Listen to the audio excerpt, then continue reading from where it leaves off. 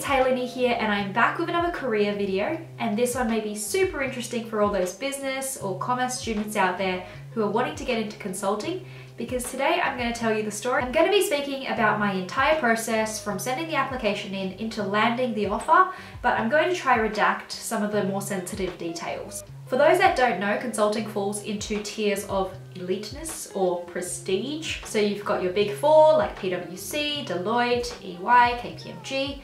You've got boutique consulting firms like Oliver Wyman, ATK, and then you've got the MBB, McKinsey, Bain, and BCG.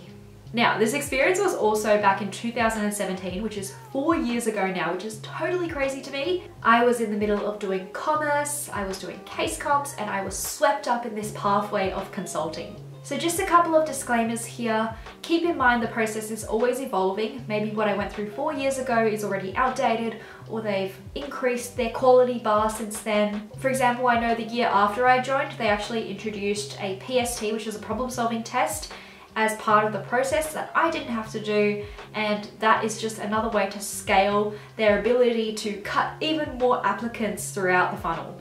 Also, as many of you may know, I am no longer in consulting. If you are curious why, check out some of my previous career talk videos. But I was in the role for about 10 months all up, so not that long. And before you dive into your intensive consulting prep, I would really implore you to think about whether this is something you really want to do or you're passionate about, because there is a lot of glamour in consulting, but there's even more hard work. Okay, on to my application. I do remember coming across the opportunity when my friend Jonathan sent me a link online advertising the Women in Leadership Scholarship Program within their digital arm.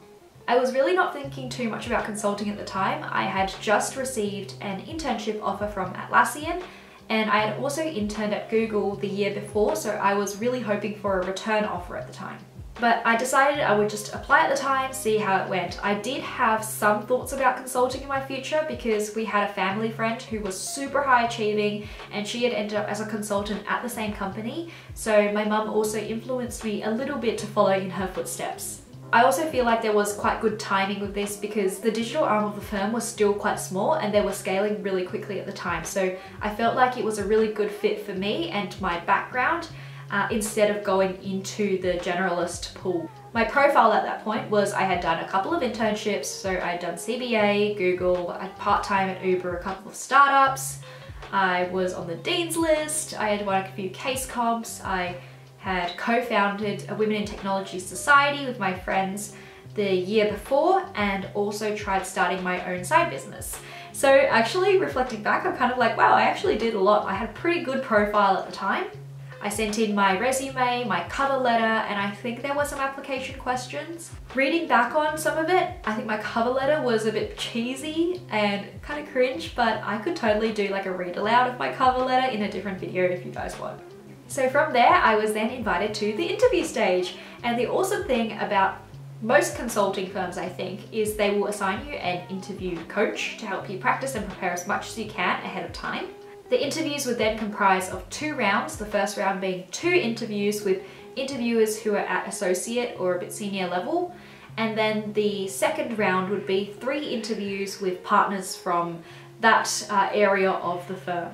Each interview was an hour long and it was broken up into 2 parts, 30 minutes case interview and 30 minutes behavioural. To be honest, I was beyond terrified of the case interview. I crack under high pressure, timed situations. I find when I put in them to think on the spot, my mind just goes completely blank. My voice gets all like shaky and nervous and I just start doubting everything that I'm saying and I'm like, am I even on the right approach here? So I had to do quite a bit of practice there. For the behavioural interviews, I tended to do a little bit better. At this firm, they ran behavioural interviews quite differently in that they would go really for depth rather than breadth. So instead of looking for an array of heaps of different experiences that you've had, they would just pinpoint that 30 minutes into like maybe 1 or 2 experiences and go really deep in asking you about what exactly happened. Like, what did you say? And then what did you think? And what did the other person say? So you really had to know your situation in depth, and it had to be quite a substantial situation in order for you to answer those questions really well. But let's start with how I prepared for the case interviews, because I think that's where most people get the most nervous. I would say the internet is your infinite resource pool. I searched online for just case studies. I did all of the practice cases from the MBB websites, which I found were extremely useful and to an extent quite fun as well because they give you model answers too. And I also attempted a bunch of like market sizing questions that I just found online. Something I didn't do because I was kind of a noob was practice with a partner or like find a case partner out there so I could simulate more of a realistic situation and help build my confidence in that. So if you are starting to prepare now, I would highly recommend jumping on forums. I think Whirlpool is a good one. You can just kind of post in there and look for other people who are preparing for their case interviews. I also heard later people also read things like Cracking the Case, and they will enroll in courses, which helps build their confidence even further. So if you have time, then definitely look into those things. My coach was also a really great person to practice with in a more real and stressful scenario. I had a couple of calls with her, and to be honest, she was like super insightful and very honest. So after my first call with her, I kind of felt like I hadn't done that well, and I knew I needed a lot more practice. And her main feedback was like, "You have a lot of room for improvement." And I was like, oh, okay. Honestly, she kind of scared me and it pushed me to practice harder, so the next time that I called her, I wouldn't look as stupid. So that was very useful. Research online also taught me about a couple of frameworks that I could use to structure my approach to the problem. Some common frameworks that you'll hear about, probably already know, are profitability framework, the 4 C's. Those types of things are a great way to kind of kick you off when you're given a problem that is very ambiguous. But I was constantly reminded like not to rely too heavily on a framework. Like have that there in the back of your pocket as something you can use to kick you off, but your framework is not your answer. I think the real biggest aha moment for me before I went into my case interviews was when I went to a case workshop that was held at university, led by the legend Gary Liang. Students these days probably don't know the name, but in my time he was like basically the genius overachiever guy that everyone strived for. In that workshop, the golden nugget that he shared was actually messy is important, but don't stress about having to make everything so messy that it fits perfectly into your framework that you've got prepared. Just get to the insight and then not looking for how accurately or how to the detail you can split hairs. So this was huge for me because I had a lot of doubt in terms of my approach of creating issue trees and breaking things down in the correct way. And I would always second guess, like, am I doing this the right way? But really there are so many different approaches in how you can split down an issue tree.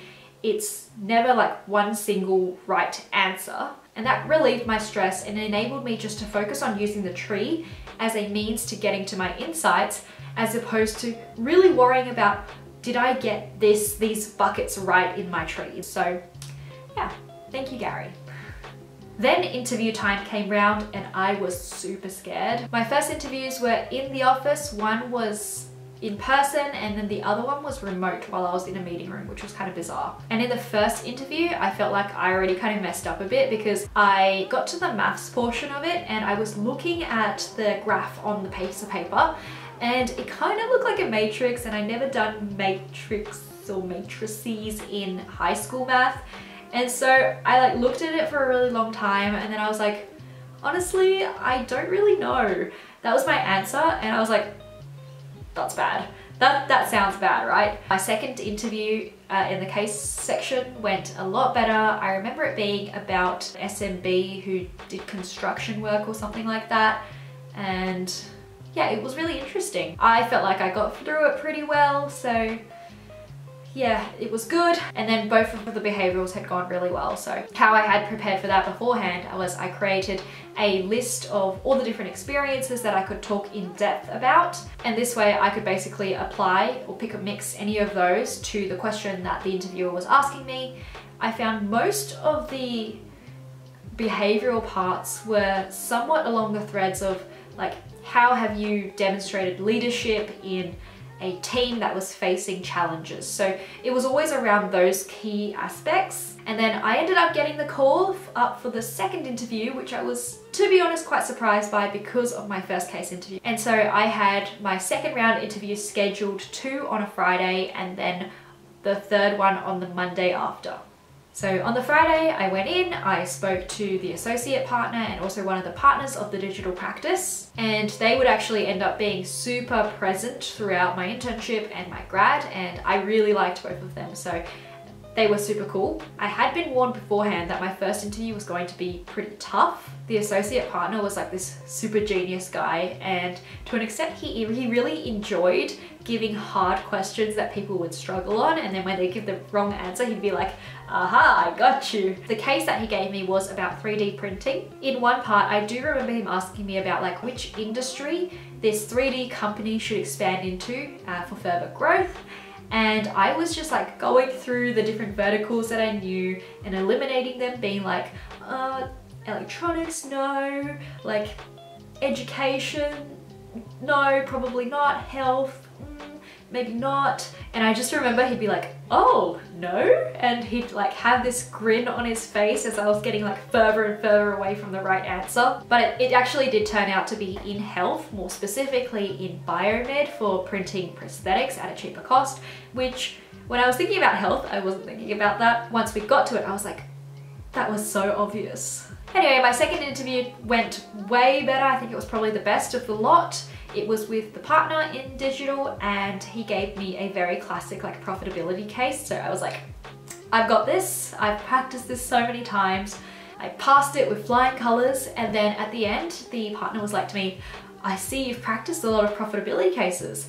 And I just freaked out. I don't even know why. And in the second I was like, no, I haven't. And it was so stupid because like anyone who is preparing for a case interview is bound to practice heaps of profitability cases. Like it doesn't make sense for you not to, and he would have known that. And I was like full denying it, pretending like I was just some protege who just knew how things split in the world logically, and yeah. But I went home that Friday feeling good, preparing to ready myself for the last interview on the Monday. So I spent the weekend just doing some more preparation on it. And then when Monday came along, I went into the office. I was sitting there pretty nervous. I was like, I'm excited for this to be over. Like this process was super grueling.